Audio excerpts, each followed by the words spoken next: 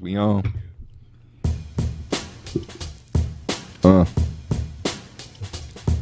Yeah.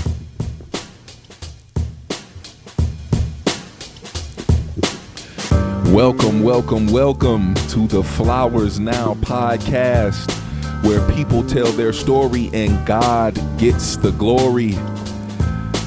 I'm David. To the right of me we have Mikey Mike. Woo! And the face you'll never see. Across from me we have Drew Younger. Yeah. Man, we need a round of applause right about now. We're going to cue the round of applause.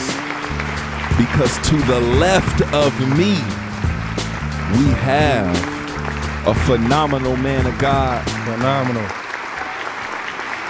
That has graced us with his presence. Today's guest, I affectionately call him Deacon. You know what I mean? But Bill Ben. Can I call you Deacon? You can call me whatever you would like. Cool. There it is. Deacon You Bill earned Ben. that right. There it is. I'll take it. There it is. Deacon Bill Ben. Let's get one more round of applause going. Deacon Bill Ben is in the building. Man of God. Thank you. Chauffeur extraordinaire. Preacher extraordinaire. Teacher extraordinaire. Man, we here, man. We here. How you doing, Deep? Well, I'm doing great. Doing great. Just really appreciate the invitation coming from you, Dave. As soon as I got the call, I did not hesitate to respond and saying yes. Absolutely. So I'm honored to be here. Absolutely. We're honored to have you. We're honored to have you, and we appreciate you stopping on by and blessing us with this Flowers Now podcast episode. And so what we gonna do, we just gonna get right into it. Okay. Where were you born? I was born in, actually specifically, I was born in Glendale, California. Cali baby. Yeah, Cali baby, which is a suburb about 15, 20 minutes from Los Angeles. Okay. In an Adventist hospital. So it's Okay. Glendale Adventist Hospital. And my two other siblings were born there as well. I have 9 siblings altogether. Oh, wow. Okay. Yeah, and we were like 3 sets. 3 of them were born at one hospital. 3 were born in another city and hospital, and so.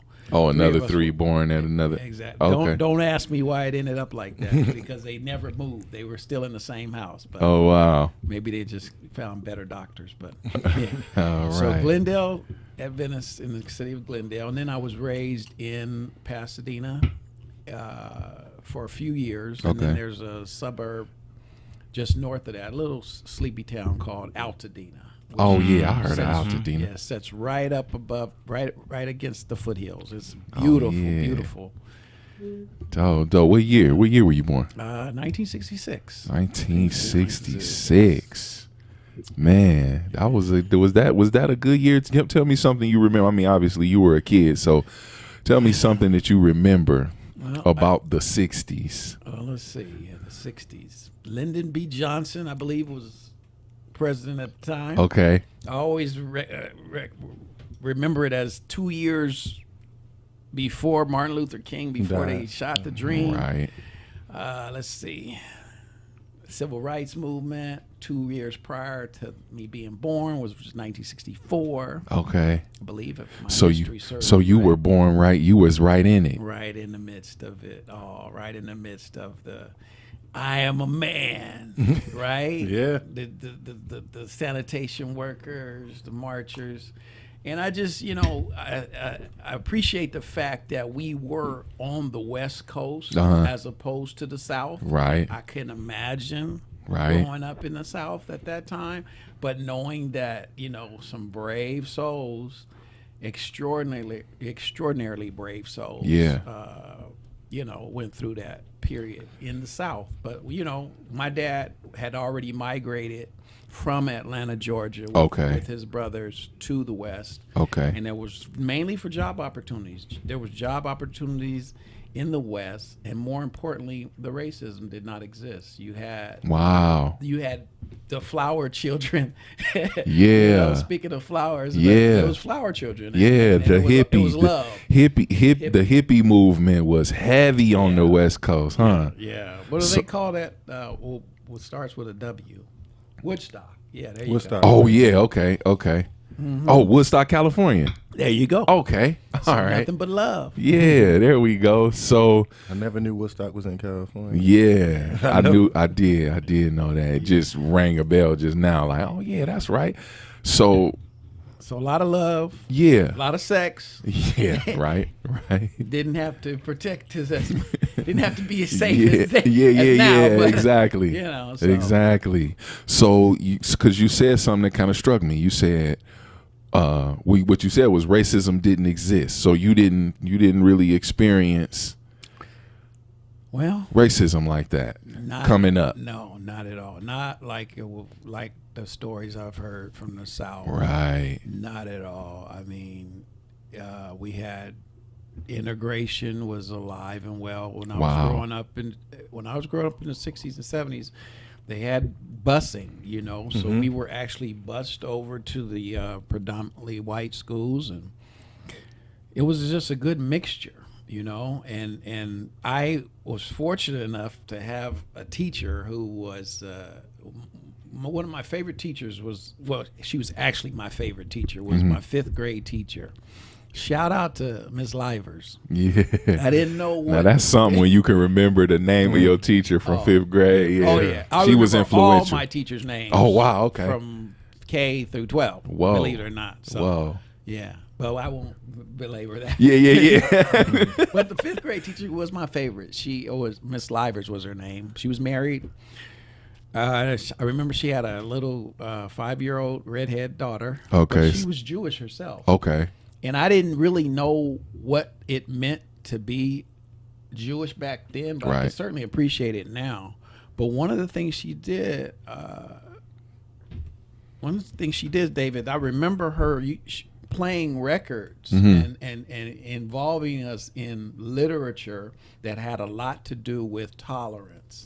Wow. Even back then, we're talking about 1976. Yeah. And she had a nurturing spirit about her, but she involved that part about tolerance for races, and I remember she used to have this one album she played that was a comedic one, and it went, the blacks hate the whites and the whites hate the blacks or something. It was a comical way. Yeah. And at the end she went, and everybody hates the Jews, which coming off the Holocaust in the 40s, was, they found a way to lighten it up and laugh about it, but still get the point across. And so again, it was a great time growing up, like I said, on the West Side and the West Coast, absence of any overt racism. Right. Okay. Okay, I got a question for you. I heard you speak earlier about your family, and you were alluding to that you had 9 siblings. Could you tell me a little bit about your parents? Like, what did they do, for work and so forth? Well, so my dad, he was from Atlanta, like I said, and he migrated here with a couple of his brothers to find work. Mm-hmm. And he started working in back then, you could wash cars, detail cars. He was always in the auto business. I remember him telling stories about driving the parts to different dealerships and driving the parts to different repair places. He started off doing that, and then he was like doing valet. So he was around cars a lot, but then ultimately he ended up working as a warehouse worker, receiving and distribution for Vaughn's grocery warehouse. Yeah, in El Monte, California. Yeah. Oh, what about your mom? And she was a homemaker. Before she started having kids, she worked as a switchboard telephone. Back then, before the cell phones and smartphones. Yeah. They had switchboards to connect you with telephone. So that was like the first person you talked to was the operator. It wasn't like no dial tone like that. You picked the phone up. Yeah. Can you connect me? Yeah, exactly. Operator. Wow. Okay. Yeah. That's when they had 7 digits. Yeah. Right. It reminds me of a New Edition when Mr. Telephone Yeah. something wrong with my line. Yeah. So anyway, my dad, we actually have my sister is she's a half sister, my oldest sister. My dad actually did have a child before he met my mom. Okay. And her name is Lisa. She's about a year older than my oldest brother. But we love her just like she was our, blood sister on both sides. Of course. So that totals out 9. Mm-hmm. And my dad basically, he was the only sole provider. Mm. My mom once she started having kids, she was a stay-at-home homemaker. And I do say she spoiled us a lot, Mike, when I say we didn't have to even make up our beds. Oh, wow. When I tell people that, they say, what? It's hard to believe. But that's how much she believed that it was, her duty or her job. And that's how much she loved it. And she loved her kids. So she loved us to the point where, hey, all we had to do is go outside and play, We didn't have chores. Wow. We didn't learn those till we got grown and married. That's when I discovered chores. When my wife said, "I'm not your mother." Man, that's actually pretty dope, man. That's what's That's the life. True story. Yeah, ain't that the life? That's the life right there. Until you get married, Yeah. Which you preparing me, right? You're gonna like this single life. Oh, man. Wow. So I know you kind of described where you grew up. Tell me something that maybe what did you love most about growing up in the area you grew up in? Well, the neighborhood. Okay. Back then,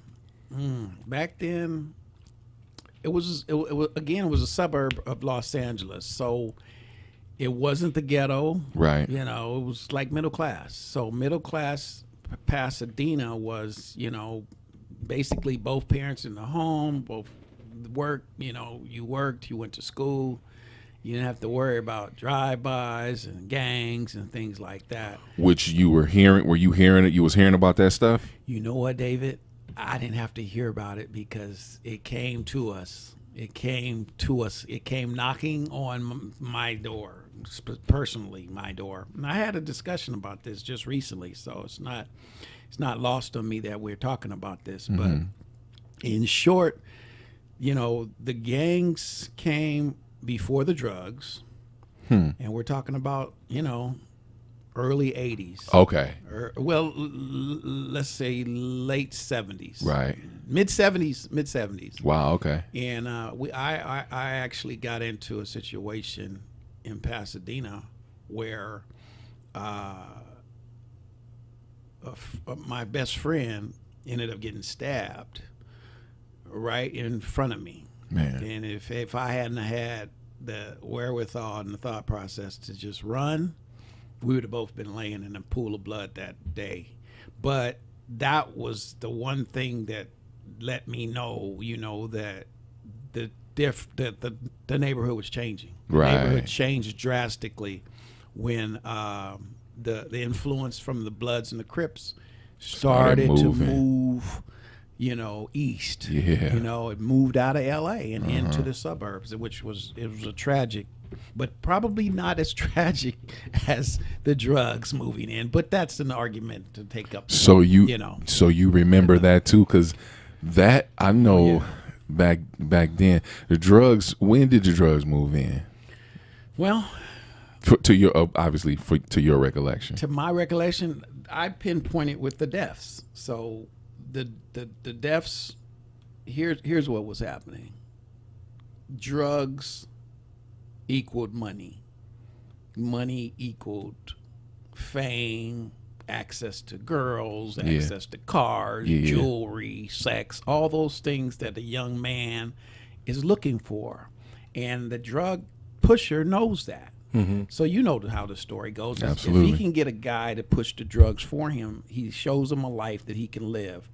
And so it got popular, but what I don't think was shown to them was how greed could set in. Yeah. And we're talking about now, satanic forces. Okay. That you don't even know about. Yeah. Right? So if a satanic force is saying, ultimately my job, as the scripture says, is to steal, kill, and destroy. Yes, sir.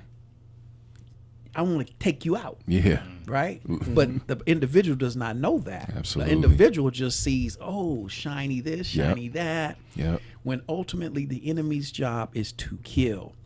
So that's what was happening. Once greed set in, then you're no longer my brother.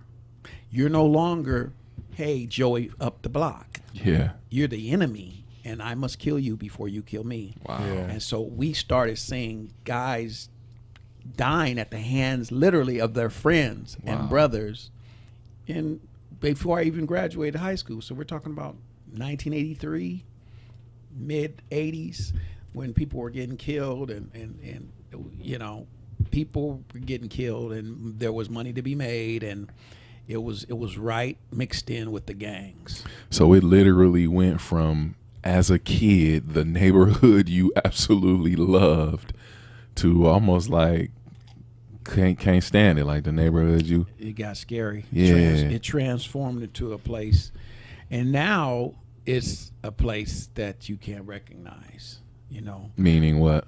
well, it still has is still infected with gangs and drugs. Okay.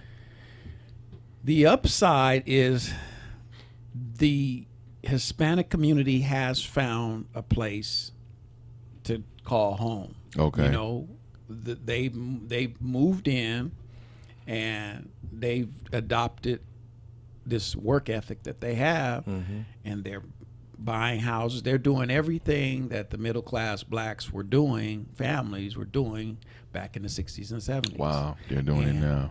I'm just hoping and praying that we can see a transformation, that everybody can share this piece of the pie, which was what you know, God intended in the first place. But hey, we let the enemy come on in. Yeah, we So, did. We did. Anyway, yeah, that's the harsh reality of those two elements, gangs and drugs. But then we find out later how the United States government had a big part of it. Man. I mean, that just shatters your whole Wow. faith in That was.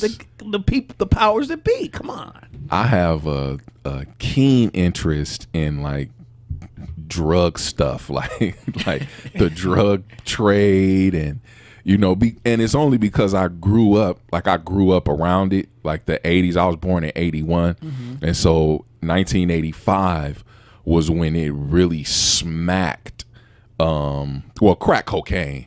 When crack cocaine smacked Detroit, which is where I'm from. So man, I have like a real interest because, you know, certain things, you know, just jog my memory, and it's like, oh, I remember that, you know what I mean? But I was a kid, so I didn't know, you know, that's what was going on. But man, to see how it was going on in Cali, That's crazy. Yeah. like, wow, it was crazy. The dude Freeway Ricky Ross, like, man, his story is really crazy. Like the whole Reagan era, and how Reagan, and Oliver North and them Drugs guys for was, arms. yeah, was like funding the Contras, and oh man, I it's watched those Yeah. proceedings. You could watch those proceedings even before. I guess CNN had just started. okay, And they were 24 hours yeah. watching the proceedings. Man, and now I see him in like documentaries Yeah. and stuff like that. It's like, man, it's so amazing. Like you said, it's disheartening to watch. Like our government, man, they something else. Gangster, man. Like they Dirty hands. They are something Yeah, else, gangsters, man. right. You can say that again. For real. So let's lighten it up a little bit and talk about starting to have flashbacks. Well, yeah, right. What kind of people were your parents? We know, your mom was a homemaker. Your dad, was he worked and definitely provided for the family. Would you call those the good old days, like when moms could stay home and dads could earn enough money to literally take care of everything? I call them the good old days. Man, I wasn't even around back then, but I always refer to those days as the good old days. My parents were Christian, first and foremost. Absolutely. God-loving people, God-fearing people, so they took us to church every time the doors were open. Cool. We have a Christian foundation. But, here's my thought on that. And I don't know, it really may be obsolete now, because I thought it wasn't, Mike. But it's not what you make as far as income, it's what you do with it. Okay. A lot of people say it's not what you make, it's what you keep. I consider both principles valid. Okay. So, my then wife and I set out on a path that one of us would not have to work. And we were only fortunate enough to do that because she had an income that would afford us that luxury. Yeah.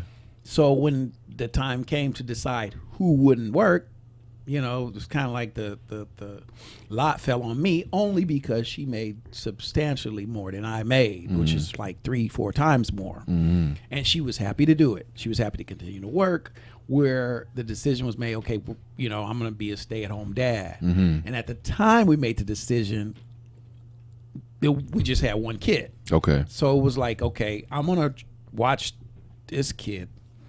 I'm going to train this child up. Around what years? The 90s? What? We're talking about, my daughter was born in 1998. Okay. So right before 2K. And, my wife was an executive. She was an executive making 6 figures. Mm-hmm. And my mentality on that was this, like, okay, I can work 365 days, bring home $35,000. But, come spring for you, they're going to hand you a check for $35,000 as a bonus. Right. I mean, come on now. Yeah. It doesn't take a scientist to figure it out. It's a no-brainer, right? It's a no-brainer. We can make this work. Yeah. But the flip side to that was, if I say, no, honey, we just want to make money, I'll take my 35, you take your 6 figures, and we'll have our kids in daycare.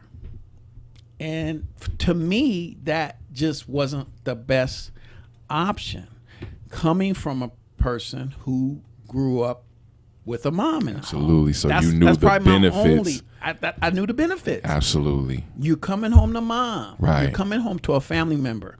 And I know everybody's not out there molesting kids and, mistreating and abusing like the babysitter thing. Yeah. I know that's probably blown out of proportion. Yeah. But I it's mean, still something you don't want to risk, right? You don't want to risk. And not only that, are they going to love that child the same way the parent does? I mean, you don't have to abuse. You could just neglect. That's still abuse. So you sit my kid in front of a TV for 8 hours while you're on the phone talking to your boyfriend. Wow. Nobody knows. Right. When I show up at the door, everybody's happy. Yeah. Kid can't tell me he didn't learn anything. Right.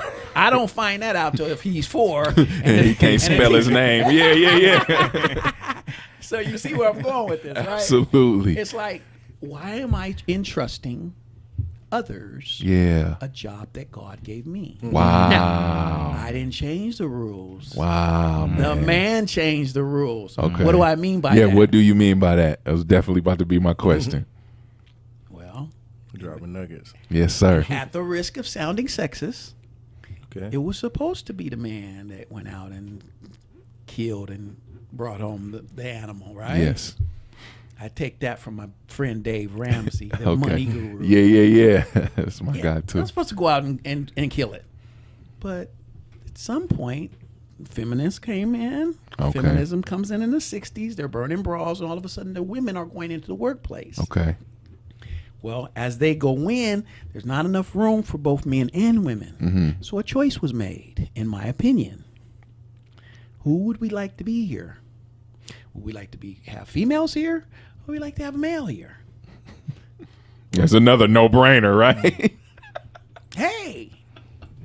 And so if the powers that be is Caucasian white men in power, who would they rather have? They would much rather have a female in there than a man, which would represent power, probably competition, and other things of that nature that we find when we look at whether or not there is a fear of a black man. And that's a whole nother topic, but you see what I'm saying? So when the choice was made, they said, okay, let the ladies come in, which kind of pushed us to the side. And anyway, so I say that hold on, I didn't change the rules. So when I see the rules before me and you making six figures, okay, I'll step in the background for the sake of my kids and sacrifice everything I did to take care of the kids. Yeah.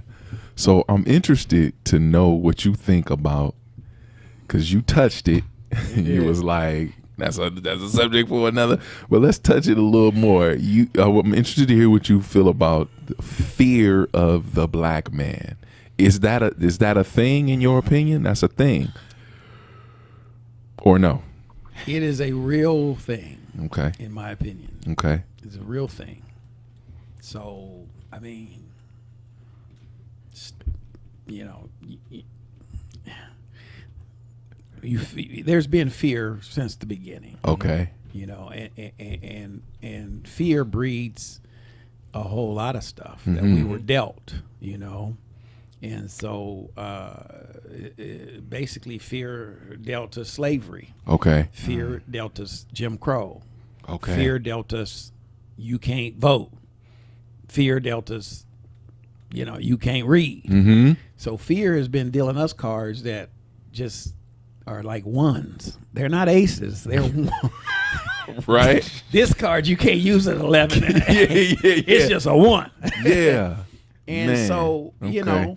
Okay. And it's real. I mean, you know, will they admit it? Probably not. No, they're not going to admit it. Fear of what? What were they afraid of? Well, if they did their history right, they would probably say, we've mistreated these people for so long, for so many years. Well, you know, I'm going to go to the Bible here. Okay. Now, when the Egyptians realized that the Israelites were growing, they said to themselves, if we keep at this pace where they're growing and outnumbering us and we're the oppressor, one day they're going to figure it out. Hey, we outnumber them 2-1. Let's overtake them. So maybe it wouldn't have been a Nat Turner situation. Maybe it would have. But the fear that these slaves or these oppressed people will then turn on us, revolt, and take over was something they was not willing to risk. They wasn't willing to risk it, and so we have to put in things in place to do that, to make sure that doesn't happen. Well, the Egyptians, for them, they say, okay, let's make them work harder, beat them even more, and whatnot. Certainly that was the same thing that happened in slavery. They didn't want us to read, so they kept us from reading, which is a tool for growth and education and all that. So these things have been in place, what we now know as institutional racism. And, you know, these things are in place. Okay. And so we have to combat it, but I don't think anyone would argue that they're not in place. So then how do we combat it? Well, my thing is I go in a concept, each one teach one. Okay. Each one teach one. Any opportunity that we have as black men and black women to share our lives with them. And, you know, somebody might say, well, you know, it's not our job to try to teach them who we are. But I mean, I think the responsibility goes both ways. We can't sit back and say, well, you know, they're the oppressor. They need to do this. They need to do that, because we got kids to feed. I mean, at the end of the day, you know, it's our responsibility too to open up ourselves and be vulnerable and let them know, look, this is where my pain comes from. I'm fortunate to have a friend I won't profess to have a lot of white friends, but I do have one that I consider my best friend. Mm-hmm. And boy, did he enlighten me about 2 years ago. Okay. Wow. Can you share the enlightenment?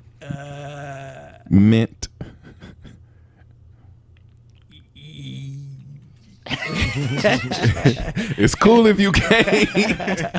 I know I would love to hear it. I'm sure. Listen. I'm sure we all would. Mm-hmm. Listen. I told you everything was on the table, right? Okay. Right. So everything's on the table. Okay. Without saying any names.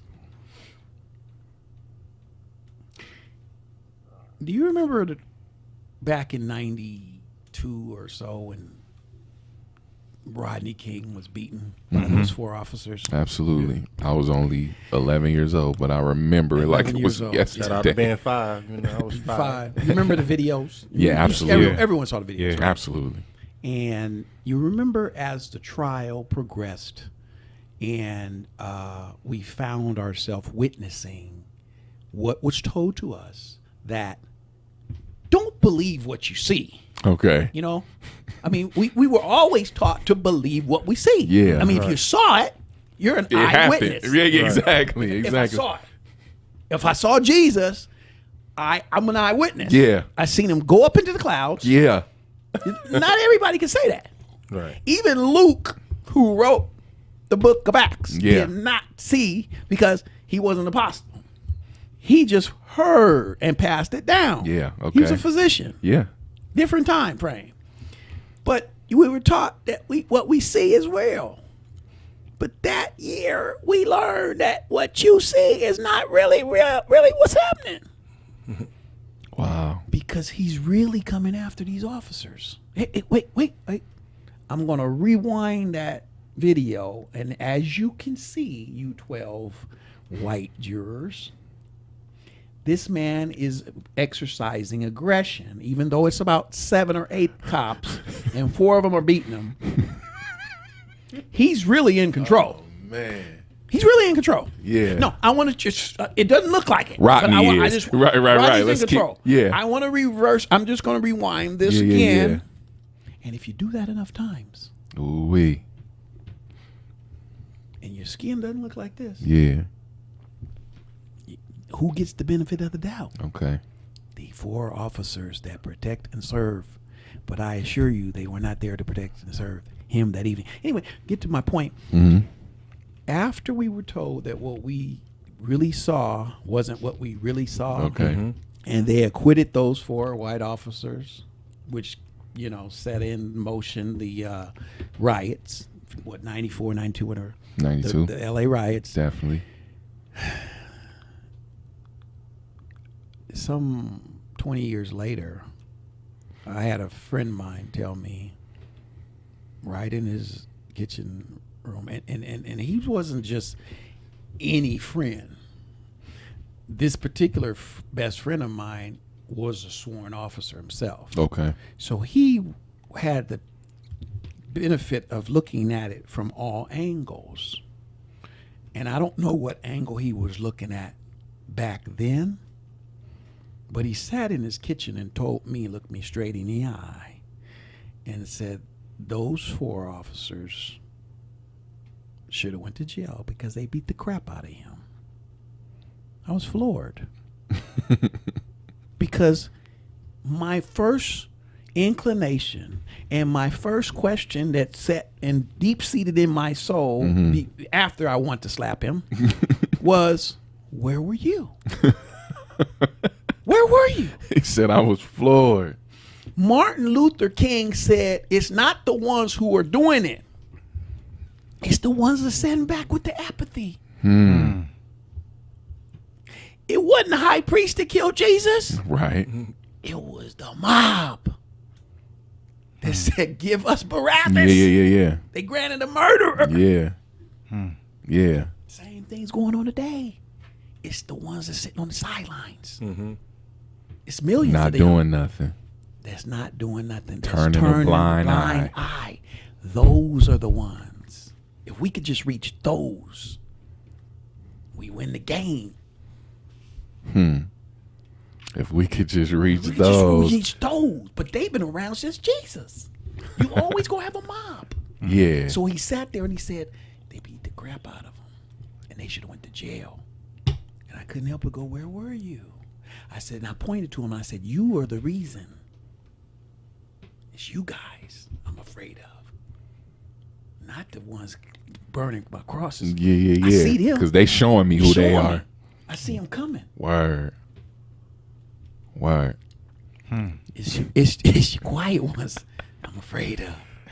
Oh man. That's what my dad always said. Be cautious of the people that are kind of like quiet. Yeah. Because that's that advice. You just I think we done all heard that. Yeah, for sure. We look at the quiet ones and be like, we gotta be I'm You worried about don't know what hand they playing. Right. Facts. Right? Facts. The hand, you could play the cards that's out there, but if I'm holding, you don't know what's under here. I got a monster under here. Anyway, I thought we was gonna lighten it up. Yeah, man. This is good. Ask me my favorite color. This is good stuff. so let me. But that's a real story, though. Yeah, no, for sure. I love him. He's my best friend. Yeah. You know, he'll dance. I'll probably dance at his daughter's. Well, he doesn't have any daughters, but he'll probably dance at my daughter's wedding. But Yeah, cool. So you grew up in the you grew up and then you came up in the thick of things, as far as, because what you just did and what you kind of been doing is I guess I would say giving us your perspective on, you know, how you viewed, like I'll call it race relations, right? So what my question is, and I believe the answer is no, that you don't hate white people, right? Right, absolutely. So, I mean, I know a couple of people who do hate white people, but I'm not one of them. So how have you ever had hatred in your heart, or like just a disdain, you know, knowing the things that you know what I mean? Like, well, if that's your question, Yeah. absolutely not. And Okay. and I believe with everything that is in me, I believe that I attribute that to my dad. okay. Like I believe hate is taught. Okay. I believe hate is taught. And if these some odd years, let's say up until 18, if from 0 to 18, if my dad taught us by example to not hate, that's all we needed. We needed those 18 years of foundational love. Okay. And of course, he was giving us examples of Jesus, first and foremost. But that's how he developed us. Because I saw him, I never really saw him being mistreated in terms of racism, anything overtly. But of course, I've had my share of experiences where, you know, I could have hated. If I was going to hate someone, I never could understand hating a whole race. Okay. See, so that's where the nuts meet the bolts. We can't generalize and hate a whole race. Okay. And so that's what I'm trying to teach. That I wish they would learn as well. The people who do generalize and hate races, a whole race of people, based on whatever The behaviors of a few people. No, it could be behaviors of a few people, or it could be just their beliefs. If they ultimately believe that they're superior and we're inferior, then that could doctor up some hate or some resentment or whatever term you use. But, you know, hate in the sense of just you're beneath me. So if it's that superiority thing, that's a form of hate where I'm superior to you. But I could never find myself doing that. It's just 100% wrong. But you definitely can find yourself picking out individuals who have hurt or harmed you that you know, could probably hate. But no, I never hated a race because I always had somebody say, for instance, that friend I spoke to you about, he was a real friend. You know, all down through the years since I met him, he was a good friend. He was an honest, true friend. Even was honest enough to tell me that years later how he really felt. That shows you how close we were as friends. But I always found. Growing up, I always had friends that were of other nationalities. Okay. I remember in the fifth grade teacher, Miss Livers, I had a good close friend named Charles. And he came from the east side to visit me. He came over to the quote-unquote hood, you know, because it was the east side of Pasadena, west side of Pasadena. Okay. A lot of the blacks, middle class, lived on the west side of Pasadena, and the Caucasians lived on the east side. Okay. So funny story, he comes over for my birthday, and his mom brings him to our house. Now, this is just a funny story. I don't know. I'm no comedian. I'm no comedian. But if you ever need me to open up for you, Kevin Hart, here's my number. My people can call your people. Listen. So this lady, you know how they say black people, how we take care of our pets, and we really don't. Right. Especially dogs. don't be no dog or no black owner. You ain't gonna eat half the time, and when you do, it ain't gonna be Alpo. Right. You eating what we ate. Yeah. Leftovers. Peas and carrots. Everything I don't like, you getting, Bandit. So anyway, needless to say, Bandit was a little angry. He had reason to be. He's tied up. You know, white folks don't tie up their dogs. Right. They're either in the house or they run around the park or run around the yard. So anyway, Bandit was our dog. We had him for about 15 years. And he's a protective German Shepherd. Okay. Right? So, so my friend Charles comes over the house, and, you know, this time, of course, Bandit was not in the house. He broke loose. He broke off the chain. He was like running around the neighborhood. So he sees these white people come up to our porch, and the first thing the mother says is, "Oh, look at the cute little German Shepherd." You know how white people do. They just love dogs. They don't even ask, "Does he bite?" Yeah. Black people, the first thing we ask, "Do he bite? Do he bite?" That's the first question you learn. Do he bite? Because if you lie, I'm getting you. Right. So you got an opportunity to tell me if your dog bite, and you better know the right answer. Yes. Word. You say yes, I'm backing up. You say no, I still ain't gonna touch him. Right. So she starts putting her hand in there, and we knew what was gonna happen. My baby sister knows, like, oh, here he go. And he snaps at her and just like grabs a piece of her hand, nothing major, no blood or anything. Right. But it was just, we always laughed about that for years of how stupid that was. I mean, you don't do that. If I go to your house, I'm not going to grab German Shepherd by the mouth, put my hands toward his mouth. Oh, what a cute. The first thing I'm going to say, do he bite? Right. And when you putting them up? Right. Right. Them the two questions. So that was my best friend, Charles, last name Dent. Very good man. Oh man. Yes. My uncle we definitely asked that question. But we used to ask that question. My uncle used to be like, if he got teeth, he bite. Y'all stay away from that dog. Obviously. He got teeth, he bite. Exactly. Oh man, that's hilarious. So I want to get into, well, you said it already that you were you've been going to church since you was practically born on a pew. Right. Yeah, that would be me. Right. I was the last one to accept the Lord as my personal Savior. Out of all 8 or 9 of us, I was the last one. So that, which is to say, they were all What number saved. are you in 8 or 9? At 9, I'm 5. Okay. Third son. So I would consider myself a middle child. Okay. Overlooked, black sheep of family, hand-me-downs. I didn't have nothing. Nothing I was wearing. That's why I'm not into fashion anything now. That you picked out? You didn't pick nothing out? This was all Reggie stuff, Junior stuff. Word. You can fit it. Them your school clothes. But Reggie wore it last year. Yeah, it don't matter. Yeah, what did Will Smith say? If they're laughing, you don't need them because they're not good friends. So anyway,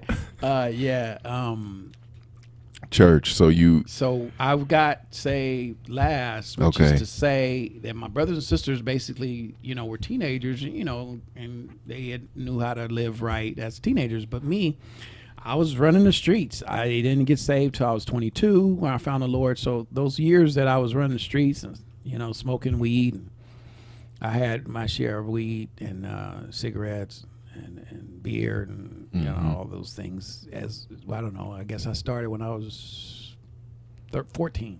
About 14. Okay. Yeah, I got drunk. My first time getting drunk was about 14 years old. Wow. Lucky for me, my parents was out of town, so when I got home, I just remember my brother dousing me with water, trying to sober me up, before mom and dad get home. Yeah. But they weren't coming home for a couple of days. days. Because it was clear that you was. Oh, I was out of it. I was gone. Oh man, that was a time. Yeah. I'm glad I was young because they said it was just filthy drunk. Yeah. So anyway, from about 14 to what'd you say, 22? 22, about 8 years of debauchery, hedonism. Word. So you were saved at 22. When did you begin to take your walk seriously? Was it at 22 or maybe a little later or what? Well, yeah. I as soon as the Lord came to my life, I took it serious because I knew how important it was it humbled me for him to see fit to give me his spirit. Mm-hmm. Then, of course, I was humbled and very, very thankful and grateful. Yeah. So I remember saying if I ever got in church, I was going to be all the way in versus, hipping, hopping, straddling the fence. Yeah. I always felt like, I would see people who I felt like were hypocrites or whatever. I never wanted to be that. So I consciously said, if I ever got saved, I would just, go all in.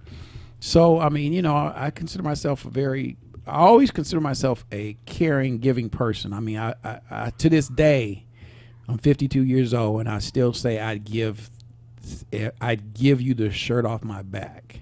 And I literally have given, people the shirt off my back, my last $50. Yeah. I find out later, he's a crackhead, but I mean, I find out later. That has nothing to do with what I'm, with me giving him. Your heart, yeah. Yeah, and so, that's just the person I was and still am. So I took it seriously, but one of the things I did regret was, and I guess I'm the lone single person in the house today, but and congratulations on all you guys' marriages. But being single now for 2 years. Just recently divorced. Okay. So you freshly single. Not even 2 years. Yeah, to be 2 years November. Mm-hmm. 5 beautiful kids. I was married for 19 years. Wow. And when she decided she did no longer want to be married, it sounds silly now, but I was like, oh, no, just try to make it to 20. Come on, so I can tell everybody we made it to 20. Yeah. She's like, no, 19 is what we getting. So 19 it was. So, one of my regrets was that I didn't get married right away. At some point right after finding the Lord. Okay. Because being single and being saved is hard. It's not easy. It's not easy. And you guys know. You guys I definitely single know that. men out there. I definitely know that. The temptations and everything. They're real. Yes, sir. So I mean, sir. if you're a person that believes that you should not, have sex outside of marriage, then you're going to be inclined to be married, which I was inclined to do. And so I just wish that I was more inclined. But at the time, I remember consciously saying, I want to be able to get to know the Lord before I get to know my wife. Okay.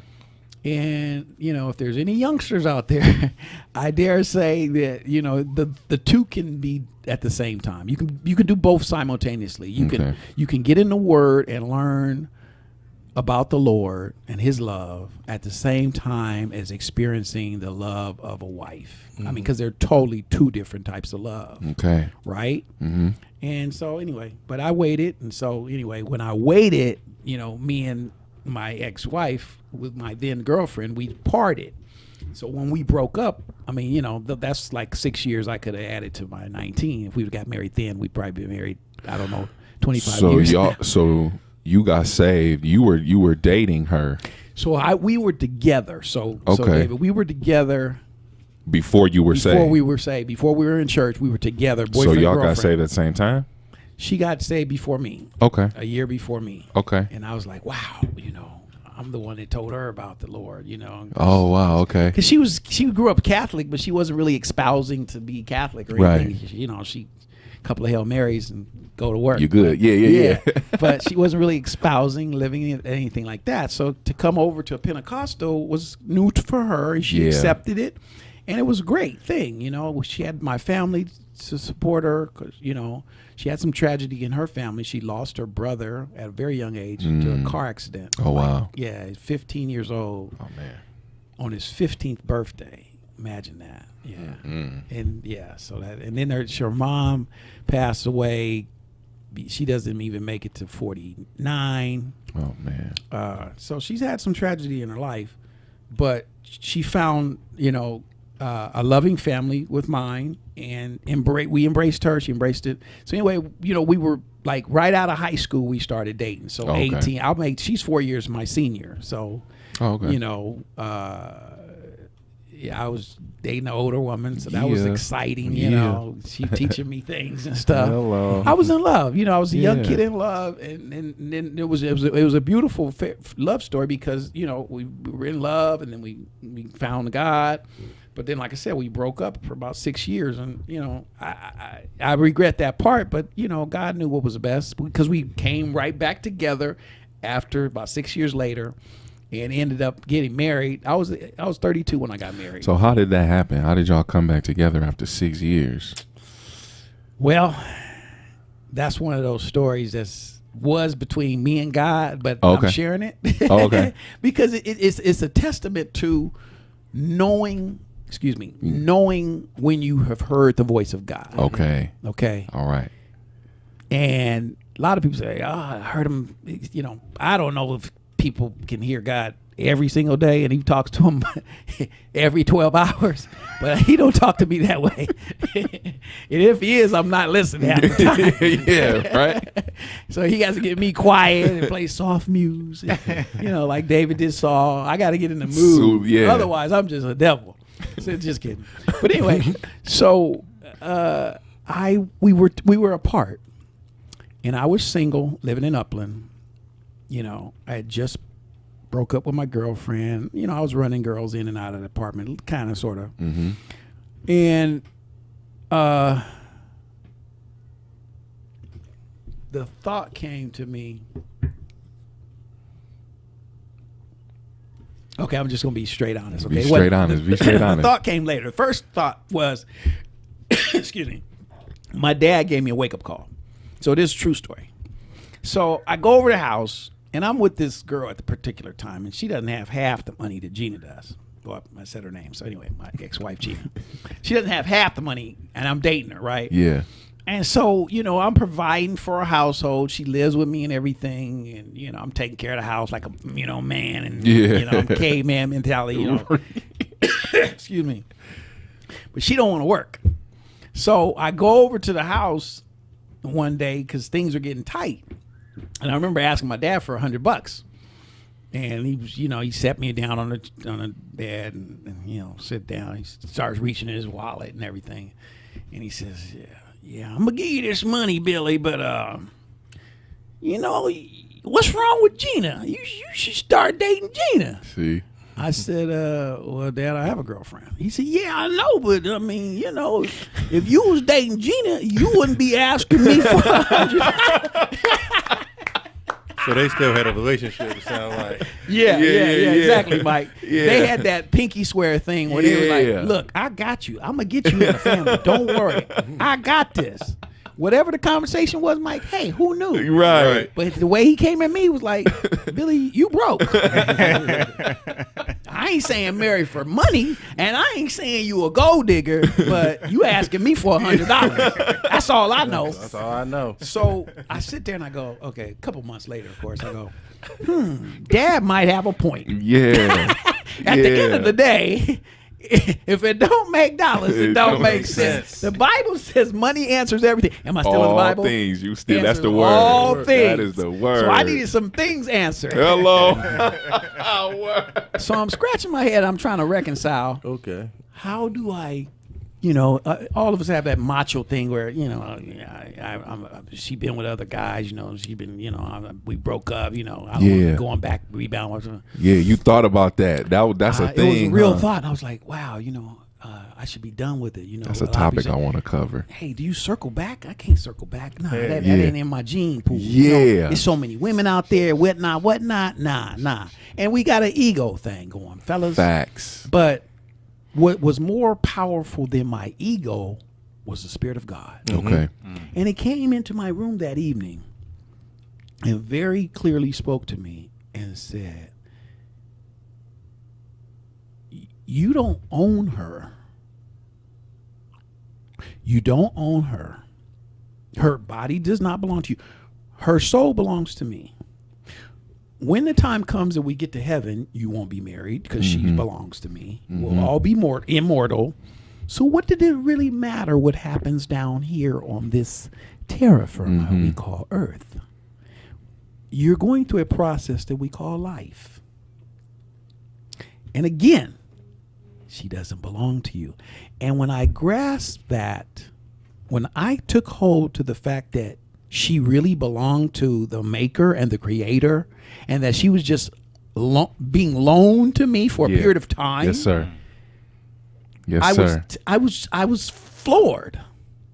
It was like a revelation. And that revelation was so strong that particular evening that when I within the space of 6 months, I had took her. Hey, you guys been to LA before? Downtown no, LA? I've never been to LA. Nobody? I've been there. Yeah, he from downtown LA? Yeah. Okay. The Bonaventure. Okay. Oh, I did it right. I did it right, Mr. Young. What for those of us that don't know, what is that? It's a classy hotel. Okay. Downtown, and they sit right across the street from each other. Downtown LA. They're probably not the tallest buildings, but they're the most elegant hotels. You got the Biltmore on one side, you got the Bonaventure on the other. Okay. So I took her to the top, probably the 34th floor, something like that. The Bonaventure, got on one knee. Yeah. The stars in the background. You know what I'm saying? Yes, sir. She probably paid for the room. I mean, come on now. I'm keeping it real. No, I'm just kidding. No, funny thing. She did pay for her wedding ring. And I make no pay. I'm not ashamed of that. Okay. Hey, she had it. She was happy to do it. She wanted a particular carat. Okay. Right? I mean, again, we just talking about numbers here. I'm no CPA. But at the end of the day, baby, I can't buy you 10 carats. Now, you can buy the 10 carats and, I'm going to put it on your finger. Hey, it's your wedding ring. Hey, hello. She was crazy like that. I mean, she got a big old diamond for her wedding ring, big old carat, about 6, 7 carats. I couldn't afford that on my salary, but she got one. Anyway, so I proposed to her that night. Like I said, within 6 months of that revelation, how the Spirit had just spoke to me and gave me permission to like I said, in essence, circle back to the one who I know loved me. Because if I don't know anything, I know she always will love me, and that she loved me since day one, since the day she met me.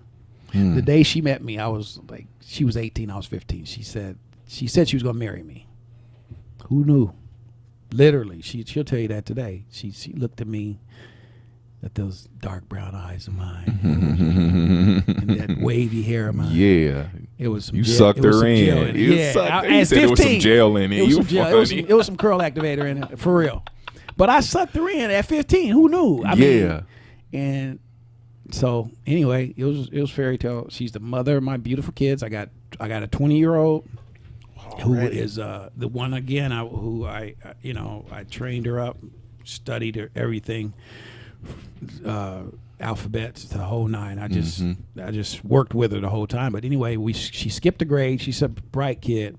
She'll be senior. She's double major, marketing and management at UTA. Okay. So we're proud of her. She'll be a senior this year. She'll graduate 2 months after her 21st birthday. Mm-hmm.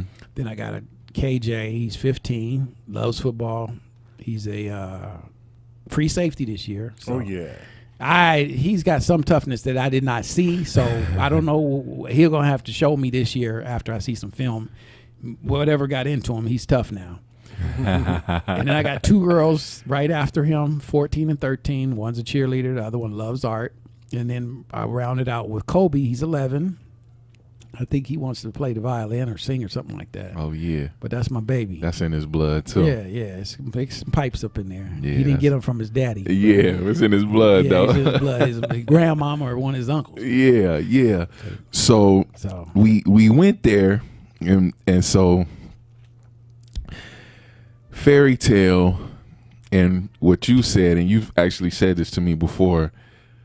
She woke up one day and decided, I don't want to do this. Yeah. Here's one thing I learned, and I only learned it because it was told to me. Because here's my thing. I'm a hopeless romantic. Okay. And my parents was probably a product of my parents been married for 57 years. Yeah, so now had as they you should not, be. Yeah. Had they not, maybe somewhere in this mentality and my thought process would give me permission to say, hey, this didn't work out. Let's do something different. Yeah.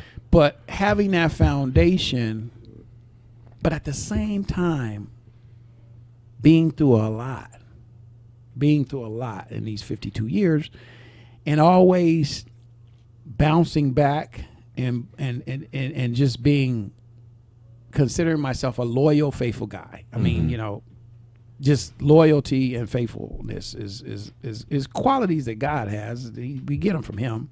His attributes. One of the things, He's faithful. He's faithful. You know, you can depend on Him. You know He's going to be there when the chips are down. He's going to be there when the chips are up. He's going to be there. He's just going to be there. It's one of those things where you take Him for granted. Okay. See, a lot of people think taking for granted is a negative thing. Mm-hmm. Taking for granted is not a negative thing. Okay. If you walk in the door and the church doors, you come in whatever time you come in, you know the pastor's going to be there, right? Mm-hmm. Absolutely. Because the pastor opens the door and he closes the door. You can be as unfaithful as a member as you want. Mm-hmm. But you taking for granted that he going to open the doors and be there because it's his church, right? Okay. That's faithfulness that I can depend on as a parishioner. Yes, sir. When I get there, he gonna be there. That's a good thing to be able to take for granted that somebody's gonna be there. You want to be in a position where you can be taken for granted. Wow. See, flip that thing. Wow. I want somebody to take me for granted. Why? Because that means what? They know I'm gonna be there. Wow. On my spot. I'm gonna be on my post. That's good. That's good. That's good. I told y'all he was a preacher steal and a that. teacher. I Now- told now y'all. I No, wanna- we now- all about to steal that. Copyrighted. Because I'm telling you, when you said it, I thought it in my head like, oh yeah, I'm definitely taking that Okay, one. wait. Okay, Definitely since we taking live, listen, I'm not gonna take credit for that. I stole that. Now, but this is where I got it from. Bishop Noel Jones. Okay.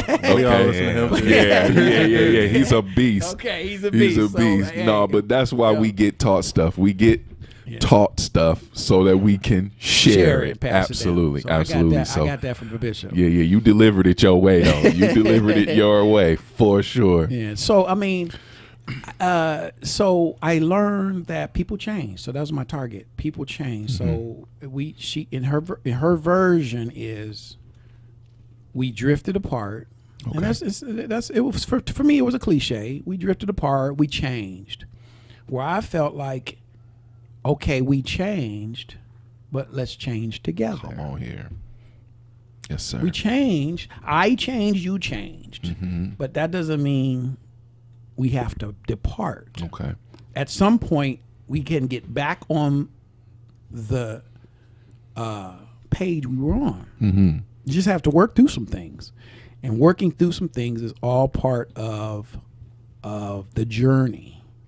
The journey. Mm-hmm. We're all on a journey, and she just didn't see it that way. So one of the things she said, speaking of taking it for granted, was that I took it for granted. But again, I stick to the story, and I'm not here to bash her at all. But it just is one of those things where the plan was working. The plan was working the way I saw it. It was working. I watched the kids.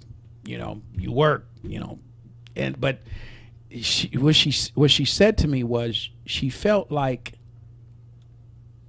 my ambition was gone. Okay. That I totally had lost my ambition, which means the guy she met and fell in love with was gone. Okay. I had no drive. Okay. I had no ambition. Ambition to what? Go out there and kill something. Well, my response to that, and it took a while because I was still floored by her words. Yeah. But then it dawned on me one day, you're right. I laid everything down as a sacrifice because I don't believe that I could have had existed with that same ambition that you speak of and raised 5 kids. Again, we're raising kids. So I got about 7 more years before I can get that ambition again. Because Kobe's 11. Mm-hmm. Okay, so the ambition that I had when you met me was all in. I can't be all in. If I'm all in and you all in, again, we back to that same dilemma. Who's raising the kids? And then I dare say that and she said, well, they're older now. That was her response. My response was, well, they need us even more now. Wow. Oh, just listening to that. Yeah, Social media? Are you kidding me? Yeah. Yeah. All our kids got cell phones. Yeah. I mean, you don't even have to dial up some of that stuff and it pops up. And Am I it right? pops up. Say that again. Pops up. Facts. All you gotta That do ain't is- no accident. All you gotta Facts. do is no click the accident. icon and boom, right in your face. Man. So who's there? Man. Who's there? That's a great, man, that's amazing that you even said that, because me and Mike, we've had that conversation as far as, because, growing up the way we did, and just correct me if I'm wrong, Mike. No, you with it. The way that we grew up is, you get a certain age, and it's even the older you get, the more your parents kind of back off. You know what I mean? Like, so I'm saying, the way we grew up, the older you get, the more your parents back off, to the point to where around 18, 19, they're like, you know what I mean? Like, you on your own, go You gotta ahead. get out of here. Yeah. I don't know where you gonna go. You're a grown man. Yeah. Right? And so, like I said, we were having that conversation, and we was kind of doing some research and looking at some teaching, and kind of concluded that the older you get, the more you need to be involved as far as you with your children. Like, the older you get, the more you need to be involved. And I never would fault my parents, you know what I'm saying? Because what I know is that they loved me, and what I know is that they did the best that they could, and they did what they knew how to do. You know what I'm saying? Right. But like I said, it's just a philosophy that I have. So it's amazing to me to hear you just, Say that. say it like And then that. for you know guys what to I come mean? back and say that you guys did your own research and came up with that same thing. Absolutely. See? Come on. Absolutely. Come on, I somebody. agree with that. Can I add something to it? Go ahead.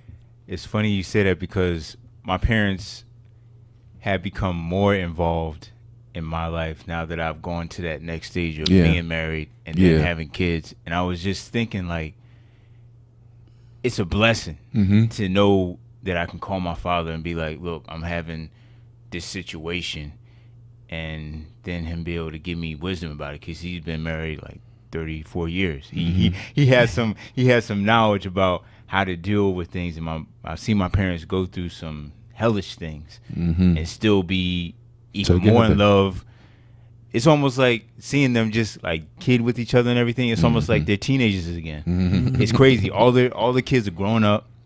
You know, you have a couple kids that are still living with them, but they still they've gotten it. It came full circle for them. Yeah, because they were young when they had me. I think that my mom was like 21. Okay, so definitely. But they're involved.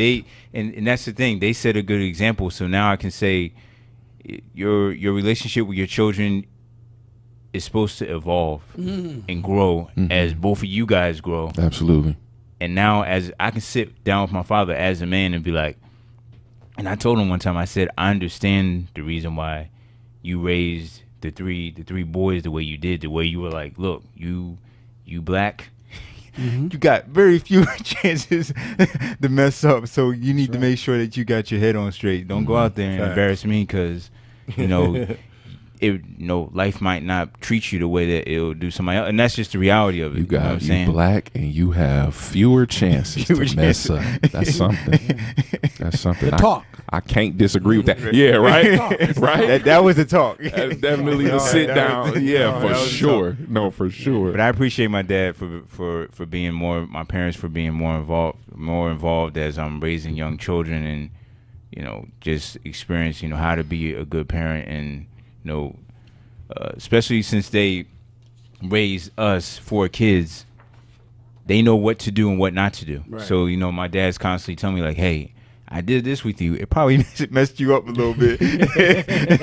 So I don't want you to make the same. I don't want you to make the same mistake with your young one. So that's dope. No, I definitely appreciate it, man. So it's funny that you said that. Definitely be involved with your kids like their whole life. Like, and parenting never stops. It just evolves. Yeah, teenagers. I mean, you got to get them ready for college. Yeah. The socioeconomics of it, when you add it up, I mean, the other side, they plan their kids' education, right?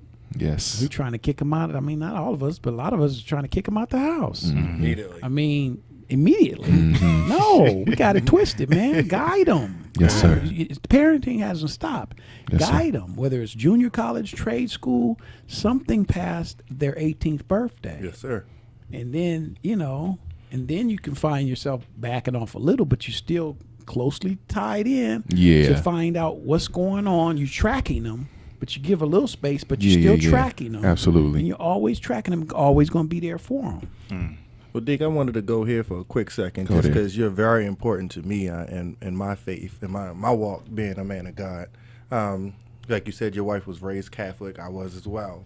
And when I came to the church, you spoke to me about being a man of God.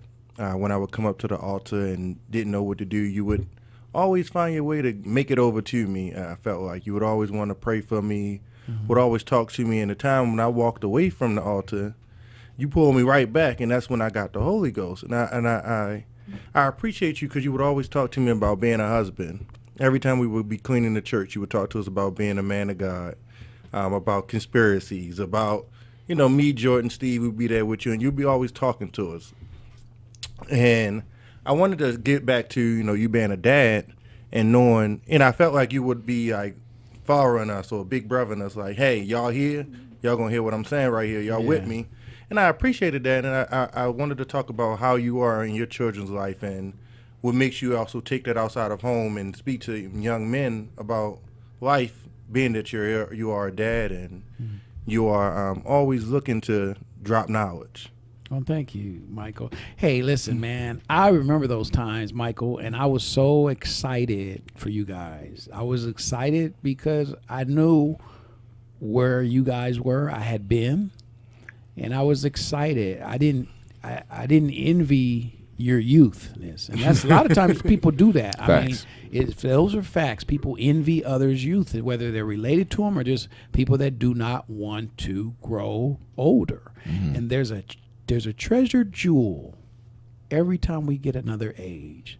Back in the Bible's days, they treasured and the older elders. They sought advice from them. They sought counsel from them. They buried them the right way. They did all kinds of things which show respect and honor to the elders, which is lost in a lot of families these days. So I was just trying to do that for you guys to say, listen, my time is gone as far as that age group, and share and impart it. So I was excited about you guys' youth, and I was definitely excited when you found your wife and started a family, man. I mean, I was floating on cloud 9. So at the same time that I'm sharing things, I'm experiencing it at home as well. I mean, you know, my job is still not done because I got kids at home. But, you know, the love that you have for your kids is probably the most important. It is the most important thing. The love that you have. That love goes further than anything else. Because sometimes when they get older, they may not appreciate you, they may not like you, they may not be grateful, but your love has to continue to be there. That's what's going to show them. See, whatever age they are, I mean, from the terrible twos, they don't understand the concepts of love and respect and honor. We are there to teach them, and it's an ongoing process, year after year. Disciplining them, they're going to be mad at you sometime, but that love that you have has to continue to be there for them, knowing what's on the other side, knowing that the enemy is there to capture them. You're their protector, you're their keeper, advisor. You all of that. And so by keeping God first, I mean, that was my recipe. You know, I'll tell as in my position as the leader at the time for the men, you know, I mean, I brought my son. A lot of times we had an opportunity to bring the kids. I would bring my son in so he could see me. Hey, let me watch Dad talk about God. Let me watch Dad give credit to where credit is due, his creator. That's how you do it. You bring your kids to church and you show them. Yeah, a lot of times they're not going to listen to what you're saying. They're watching what you're doing. I mean, I preached that one time, and I think they almost threw me out of church. I still stick to it today because I think a couple of people in the audience, I don't think they were paying attention. So all they heard was, "Don't listen to your parents." But I was saying, kids don't listen to their parents. Right. See, it's just a different inflection. Yeah. I didn't say don't. I say kids don't listen to their parents. They do what they see their parents do. Yes, sir. Facts. See, that's Me and what my they wife do. talk about that. They're not all listening. the time. They're watching. Facts. Right. Yes, sir. So, what are they? That's what you got to ask yourself. What do they see? Wow. Forget what they hear, because they hear a lot of stuff during the week. But what do they see? They see that person that they can take for granted that's gonna come through that door. He might argue with mommy, but I know he's coming through that door tonight. You take him for granted. He can sleep. Your kids can sleep at night knowing you coming through that door. Yeah. That's faithfulness. Yeah. When your child can depend on you and take it for granted that you coming through that door, that daddy gonna have my back, daddy gonna teach me something right, daddy always gonna love me. Hey, I want to be taken advantage of. I mean, I want to be taken for granted that I'm going to be doing that because it shows my faithfulness. So, hey, I'm proud of y'all, man. I'm proud of you. How many you got, Mike? I had 3. Woo-wee! I ain't catching up to you, though. I quit. 2 more to go. Did you ask the boss? Yeah. Okay. She didn't agree. And what's their ages? I have a 6-year-old, a 5-year-old, and a 3-year-old. 6, 5, and 3. Yeah. Is a 6-year-old? Is that she started school or he Yes, started? they are. 2 of them in school. They enjoying it. Both of my girls are in school, and they smarter than I was at that age, man. I thank God that I'm a man of God and I could take that time, like like you were saying. I was home with my children, and I was able to teach them, the alphabets and deposit love into them. So just hearing you say, like, hey, as a man, I had to, basically let down, the pretext of what a man is. Yes. and say, look, I'm gonna do what's needed for the family. Even though I am what I am, I still have to be a part of the family, and the family as a whole conglomerate is a thing. Mm-hmm. So no matter what, I just appreciate the nuggets you're dropping today. Like, you are. It's real. Are. Yeah. So your boy is the youngest. My boy the youngest, and he the spoilest. Facts. He get everything. He only had to put his shoes on. His sister's coming. That's not even an exaggeration. That That is not even an exaggeration. It's hilarious to see. So he's not gonna have shorts either, right? Nope. He the man. Like whatever he want to do, he can get his cousin, his daughter. As soon as she come in, she on the team with him, doing something for him. Like every woman you know, like you need to do something, man. Prince in the making. Listen. Help me. I need help. Oh man. So I want to switch gears. And get to the rapid fire portion. Uh-oh. And so what we call this segment is why do you care? Why should I care? So I'm going to be just giving you some topics. You're going to tell me if you care about them or not. And if you do, why do you care? Why should we care? Why should our listeners care? Obviously, if you don't, why not? Okay, fair enough. Career path. Definitely care. Okay. Definitely care. You care the career path because that's the foundation. The foundation of any home is what you're doing to bring income. You know, you got income and you got outcome. Okay. You want more income than you do outcome. That's just principles of finance and running a household. So yeah, definitely you care about the career, and it could be anything that you choose. You definitely have to love what you do, and it could be washing dishes. Believe me, I started washing dishes, and I found a way to love washing dishes. Right. There's a principle and concept by it. So anyway, yeah, definitely care about that. Cool. Dating. Care about that. I care for personal reasons, and I'm telling on my daughter on this one. She's 20 years old, and she's been dating a guy for about a year. About a year. She met him on social media. I told you there's that social media thing again, and I wouldn't have guessed it. I mean, I know some people who are still married after meeting on social media, which so it turned out to be a good thing. Mm-hmm. And the way social media is now, you get to find out so much about that person. Facts. And that's apparently what happened with her. She likes the guy. I haven't met him yet personally, but he did flew in. He lives in another state, so he flew in, met their mom, played with the kids, video. He's a little bit older than her, and I didn't want to ask too many daddy questions because I didn't want to think I was going to run him off or anything. Mm-hmm. But he's a handsome dude. He's a 6-footer, so you know how women like the 6-footers. Yeah. I'm a 5'9"er. 5'9". So I know how they like 6-footers. But anyway, so I care about her dating. His name's Matthew, so his last name's Taylor. So if you guys want to help me, no, I'm just kidding. No, we definitely gonna run a background. Do a background. Matthew Taylor. He lives in Wichita Falls, Kansas. No. So anyway, I definitely care, and we should care as fathers and mothers who our kids are dating. So yeah. Education. Oh, definitely. You hit mine on the nail. I mean, if I could just take a cheerleading bugle and yell it from the top of the mountain, education is the key. Education is key. That's why, again, when we were slaves, they did not want us to read. They know that's the key. If we can match wits with them, I mean, come on now. I mean, they have to open the doors. Mm-hmm. They have to open the doors if we can match wits with them. If we can show them, if we can George Washington Carver, Booker T. Washington, if we can match wits with them, I mean, come on now. They got to leave the door open. They got to open the door, and let's do this thing together.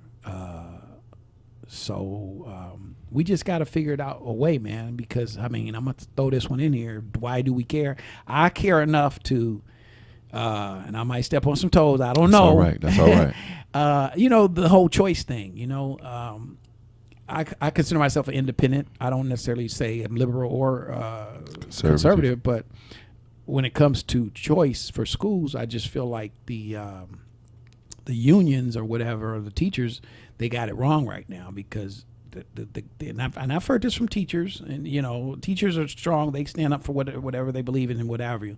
But I just feel like, you know, we got to teach our kids. We got to be responsible for our kids, and we shouldn't have the teachers spending 75% of the time disciplining our kids. All right.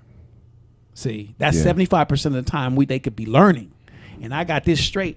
I just took a trip down south, and I'm sitting up there, and my cousins is telling me the story about how, and they thought it was funny. Mama, and this is how it went. It went something like this. Mama, remember that time you came up to the school? Yeah, I remember. And your teacher was disciplining you and had you outside. And I was like, no, you don't got my daughter outside. And she said, the N-word, this N-word got me outside. Now, they talking about the teacher now. I looked at both of them and said, that be the problem. Right there. Now, that be the problem. Education. You fighting there. They ain't got to fight the battle. You fighting it for them. Man. You fighting the battle for them. Yeah. They got to sit back and watch. Because we do not value the education. We say, don't tell my kid nothing. Where do we get that from? If that ain't the spirit, I don't know what is. Ooh-wee. I wish somebody would tell my daughter something at school. I wish somebody would tell my son something. So you can run up to the school? You really got time for that? Whoa. Sorry, Dave, you hit a nerve. No, Education is my you thing, good. baby, because I know on. how important it is. It's the Yeah. key. It is the key. They cannot take it from you. I did 20 years of education as far as higher education. 20 years. This, that, and the other. I call myself the jack of all trades, master of none. Yeah. But in that journey, I was a cosmetologist, I was a phlebotomist, I was a nurse assistant, I was a dietitian's assistant, I owned a business. I can go down the list. Yeah. All because I just went to school a couple extra years. But every time I did it, I did run into hurdles for whatever reason that they were looking at me like, no, you can't do this. But I just listened to the one person that said I could, and that was me. So anyway, all right. Wow. Marriage. Ooh, man, I got 2 pom-poms up for marriage. Anybody that got any years, my parents got 57 years. I look at years because that tells me you got time. You know, you scratching that rock. You know, you put a little notch in your belt, and put a little scratch on the rock, because every year brings a different challenge. If you got kids, every year brings a different challenge. But it's all about stick-to-itiveness. Hey, I ain't throwing no stones, but I don't want no quitters on my team. Word. No quitters. No room for quitters. Word. We lost last year. We gonna win next year. Hey, look at the Cubs. 100 years Anybody from Chicago in here? Look at the Cubs, right? They won, didn't they? It took them 89 years, but they got them a pennant. Wait till next year. So all you married guys out there, don't let her throw in the towel. Don't you throw in the towel. Just tell them, hey, we gonna get them next year. Yes, sir. Yes, sir. Ministry is powerful. It's powerful. Jesus was set the stage. He commands it, that we teach, baptize, teach all these things, and all go into all the world. So our commandment is there.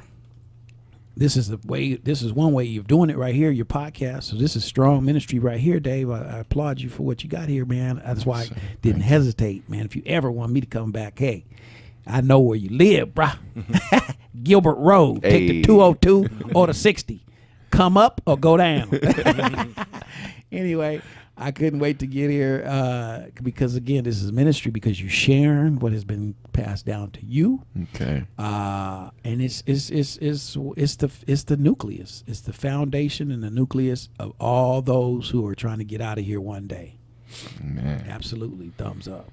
Money management. Money management, man, is key, man. Hey, I could just toot my own horn. I can toot my own horn. She can't say nothing about it. But because of education, I was able to, that's one of the things I did at home, you know? I mean, I was the money guy. I did everything. I did the taxes. I did the management of the money. And we're talking about hundreds of thousands of dollars.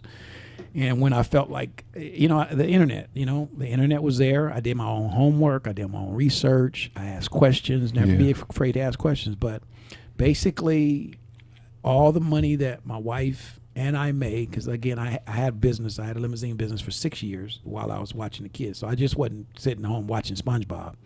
Although SpongeBob was a big part of the appetite. I'm a SpongeBob fan. Hey, that show is not for kids. Don't let anybody tell you. Now that's a fact. Let anybody tell you that's a kid show. That show is an intelligent display of animation. Word. Or in Patrick's words, the inner machinations of my mind are an enigma. Anyway, yeah, so big time. I was there managing the money, doing taxes. I worked at H&R Block. So I wasn't just sitting at home. I was doing the necessary things that I needed to do for the income that was coming into that house. And, you know, like I said, you know, we sold 3 houses, made a grip of money on a couple, you know, just the blessings of God came through there, but I had to do my part and learn how to do it. So it's never too late for any of us at any stage of our lives to learn money management. Do not put it in anybody else's hands. Okay. If you get a financial advisor, tell them do like Denzel Washington in Philadelphia. You know, y'all know I'm a movie buff. Explain it to me like I'm an 8-year-old. Yeah. You're paying him. You're paying him, right? He can spend a few little minutes there telling you what to do with your money. He's getting a fee at the end of the day. Your financial advisor is getting a fee. Make him earn it. Ask him questions. Make him break it down, and then do the rest on your own. Pull up the internet. Don't watch Claws. Don't watch Animal Kingdom. Pull up the internet and learn how to manage your money. Yes, sir. Yeah. So Or ownership. Wow. That's a good one. Hey, definitely. I own 3 houses, so there's a lot to be said for home ownership. Because again, with taxes, you get the interest. You know, interest is a deduction on your taxes when you buy. Although some people say, well, you know, I like to travel. I don't want to own a home. So it's kind of a personal choice between you and your mate if you do want to own. But you definitely, if you want to own, you have to it has to be the right time. Definitely want to watch the market. Owning cars versus leasing them. There's a whole thing with that. If you own a car, you don't have that. You don't have that. Flexibility, monthly payment. Okay. Yeah, because I mean, again, I hearken back to Dave Ramsey. You say you're a Dave Ramsey fan. He tells you go out there and buy you a bucket. Do not buy a car that you cannot afford. And he looks at your income and says, "This is what you can afford. This is the type of car you need to be driving." He'll tell you straight out over the radio. Facts. Whoever's in the studio, this is the type of car you need to be driving. Don't buy a BMW. Yeah. Because you can't take care of the parts and the maintenance. Yeah. If you flashing, you stunting. But guess what? I'm going to see that car in the yard in about 6 months. Get your bucket. Anyway, so, you know, but home ownership, I mean, you know, it's very important because that's going to be something that you pass down. And it's biblical too, you know, for generations. So, yeah. Oh, relationships. Oh man, the foundation, the nucleus. One thing I like about my movie Godfather, man. Ooh, Godfather. I mean, it has a lot of violence, but when Al Pacino kisses Alfredo in the mouth in 2, and then he ends up drowning him the same later on in the scene. Yeah, he was basically displaying his no nonsense and zero tolerance for putting others before the family. Yeah. And so, you know, I hearken to that because at the end of the day, that's is important. You know, I mean, for me, and I believe for us, it should be church family first. That's why I always love my church family, because I put them before my natural family, because I felt like we're baptized in Jesus' blood. We have a tighter bond. Okay. Because we're going both to the same direction. We're both headed in the same direction. We're on the same page. So my church family is definitely first. But then a close second is that natural family where you just, that's all you got. That's all you got. That's all you got. At the end of the day, that's all you got. You come full circle. Don't let put anybody before the family. Health and fitness. Health and fitness. Okay, very important. A lot of us got high blood pressure. Got it too. I got my amlodipine. I got take my dose of amlodipine when I remember. I'm on the Cinepro. Cinepro, there you go. Yeah, so, you know, those of us who have high blood pressure, take your pill, do what you got to do. At the same time, educate yourself. One thing I say about doctors, and I've seen a lot of them, most recently in the last 2 years, a lot of them. But one thing I've found is they do not know your body as well as you do. I don't care what they tell you. Okay. Again, I'm not downing them, but they are practicing medicine. I'll repeat, they are practicing medicine. Okay. That's why they have trials. Take this drug, tell me what happens in 6 months. The pharmaceutical companies are making all the money, billions and billions of dollars. They are feeding the doctors. So they're trying these pills that they're giving us. Once it's established that it can help you more than it can hurt you, then they're going to put it on the market and give it to you. But at the same time, educate yourself so that you can either say, okay, I need this much. And if I'm looking at if I'm at the gym and doing what I'm supposed to do diet-wise, then I don't need this much. So you're tracking it more closely than the doctor, so that when your doctor's appointment comes, you have everything written down. And the reason I say this is because I know a lot of us that don't do it. I know a lot of us. I mean, dozens of people, relatives mostly. I look at them and I say, what do you take? I want to slap them right there. What's the name of it? You know what greens you eat. Collards of mustard. Mustard or ground. They know exactly what kind. It's kale in that one. Yeah. No, mama just put mustard with that one. No, the yams got that in it. You took the time to do that. It's going to take a little bit of time. Just ask the doctor. Again, my father told me this a long time ago. There's never a stupid question. But sometimes we get scared. Facts. I love white people, but sometimes we get scared of white people and we don't want to ask them questions. Wow. Because they doctors. Wow. They supposed to be our friends. We paying them. We got to understand and take our rightful place. When you are a taxpayer in these United States, they taking your taxes. And you have health care, you're paying into it. Ask the doctor what's going on with you. And then tell him, give him your input. So we learn together. Politics. This is one of those where you're gonna kick me, because half the time I don't care. I really do not care what Trump does, because I found in the last 10 years for us in our community. So speaking of the black community, right now I'm gonna just go on a limb and say this.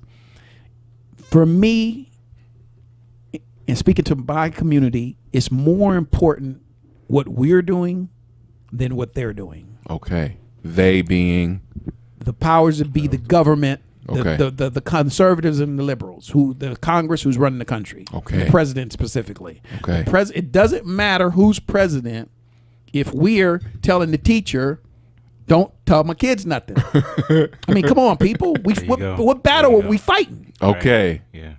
Doesn't matter if Obama's president. Right. You're not going to see his money. Right. And I'm not going to argue whether he helped the black community or not. It wasn't his job. It was not his job to help the black community. Now, the liberals will tell you that it was. I love Maxine Waters, but her and her crew will tell you that it was their job. I dare say it was not his job. It was just, it helped for our generations to see a black man in the White House. But other than that, 99% of the stuff that we need to do can be done with our own hands. Yes, sir. Stop leaving it to the politicians. Yes, sir. It's so far removed from this desk here where your child is going to be listening to the ABCs. So very far removed from the story that you tell him about Jesus. Forget the White House. They gonna want you to get distracted by the White House. Okay. Brennan, all those fancy names on CNN. Come on now. So politics right now, just for that one, nah, I don't care, bruh. Where my kids at? Okay. Where my kids at? Okay. Because then I can solve all my other problems with just my family, my nucleus, my church family. I can solve all my problems. We're going to feed the hungry. We're going to clothe some people. We're going to educate some people. We're going to get health care. We're going to get all these things in the city and the community. Way 3,000 miles from D.C. Far removed. All right. Racism. Racism ain't going nowhere. Definitely care about it. But I'm optimistic about the next generation. Okay. I'm optimistic. Funny story, but may not be funny to others. I'm an Uber driver.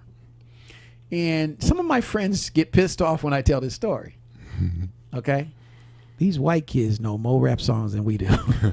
For sure. And they jump in my car and they say the N-word. And I let them. Because we're not there anymore. That word does not have the same effect, and it's my argument, that it did 40 years ago. These kids are not in powerful positions where they really see black people as the N-word. And if we're doing our job, their peers will be just as educated as they are, just as skilled with the internet as they are, and they'll see them as equal. They will be dumbfounded and ignorant if they would ever argue that our kids are inferior. The only way we prove it is if we keep doing what we're doing. If we're raising them right, they'll be equal to them here where it counts.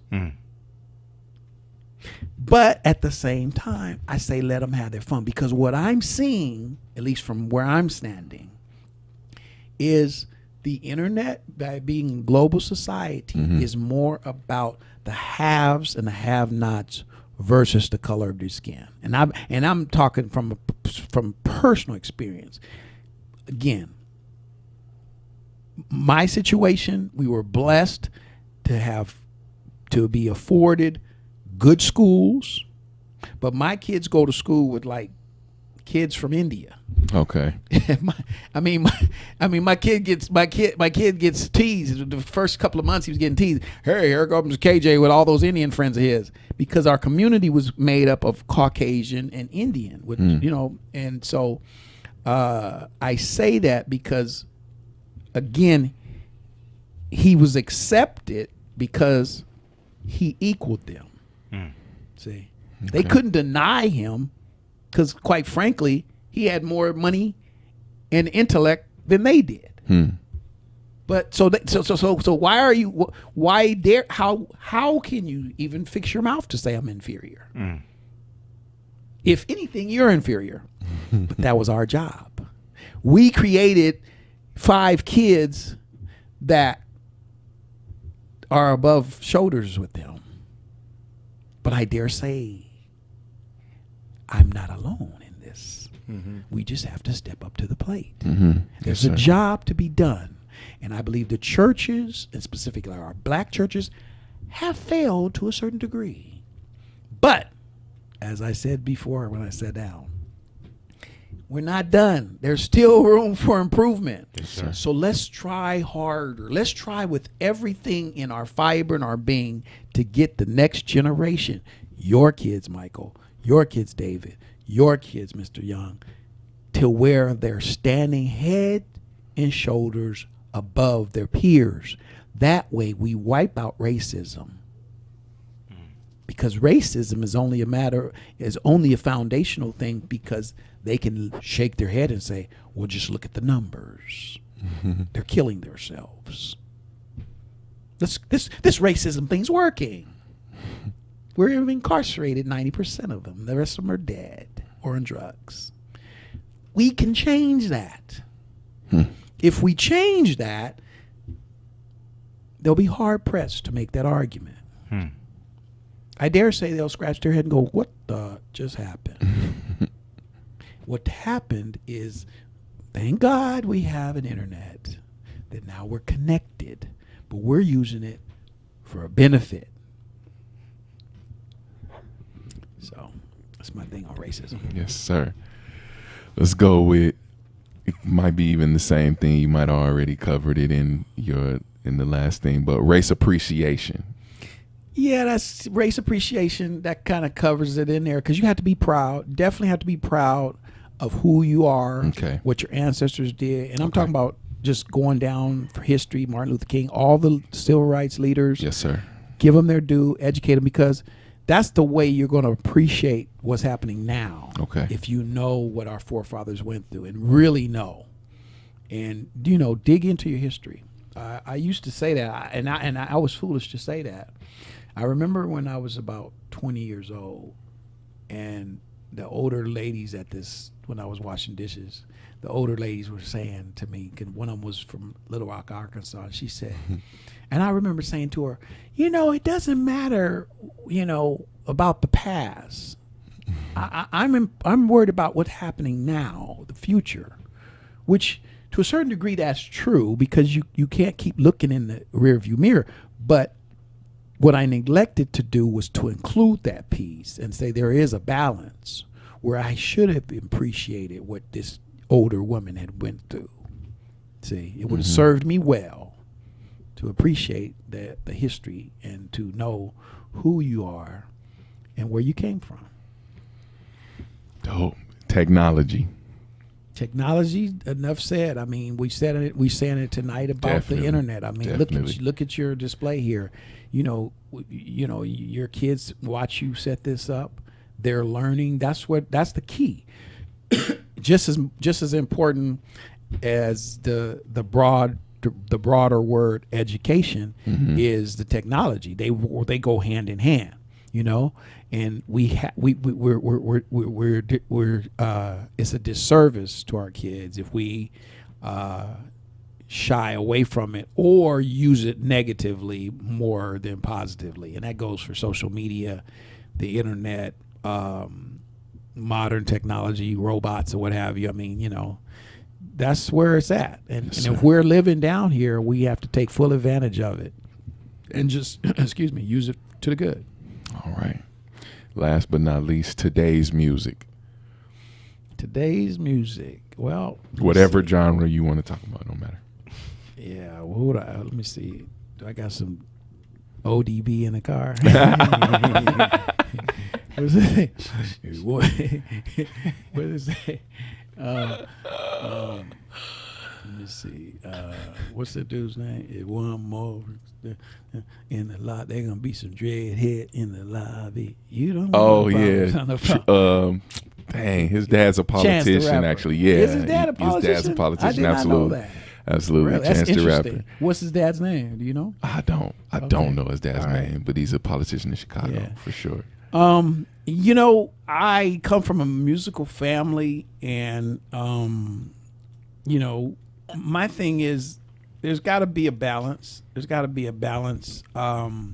Because that's what our kids are hearing. They're hearing hip hop music and rap music has taken over, just period. I mean, it's taken over the airways, the commercials. It's in the culture. It's everywhere. And so to the extent that we can use it which I mean, we've already incorporated hip hop and rap into gospel. So I'll start there. When we did that 20 or 25 years ago. And True. to a certain degree, it was accepted. And I believe we've gained a large group or segment of people who chose to, for lack of a better word, hang on to their gangster roots. And I mean, I'm not going to begrudge them that, because I feel like when the time is right, they'll evolve into the person that they need to be. So it's almost like the come as you are theme. You know, they just, who am I to tell them to let it go now? So, I mean, I preached a Bible class one year, which I only preached a couple of them, but I'm glad for, and I have them on CDs if you need to see them and listen to them. But anyway, one of them said, where in Matthew, Jesus said to let the wheat grow with the tares. Let them both grow up together. And the harvester, who is our Lord and Savior, let him separate. Yes. See, Facts. let him do the separating. So we in this together. We all trying to get to the same place. So let's not knock each other, of course. And Jesus says, don't judge as well. Because, you know, we have God for that. Pray for that person to that they get to the place that God wants them to be, not where we want them to be. Because if we judging them where we want them to be, I mean, come on now. That could be anything. Thank you. Yeah. It's going to look like something crazy. Facts.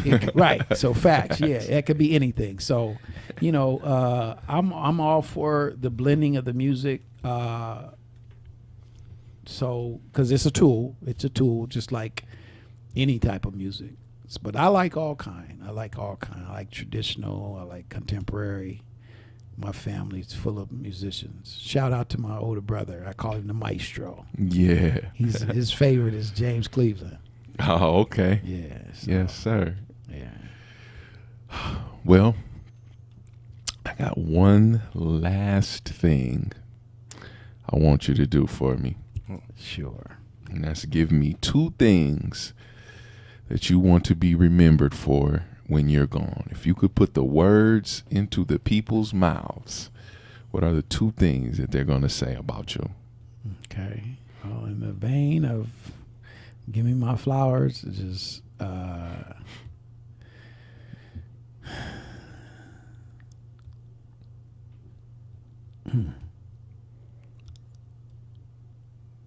you know, I found one of my old letters just recently. It's just after the divorce. It's like with that movie Things in the Fire that Halle Berry was in. A lot of the stuff she had, I guess, rescued from the fire.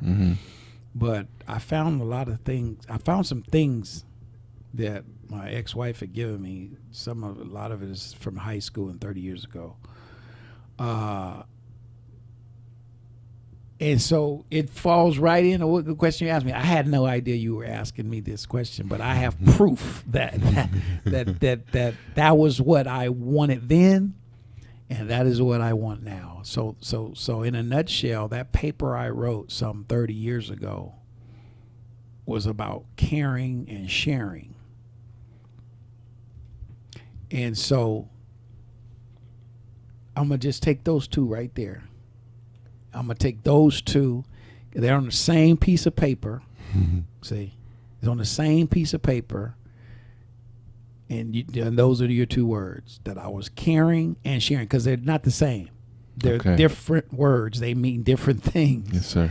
But I found those papers like last week, 30-year-old, and I was describing myself. Yeah.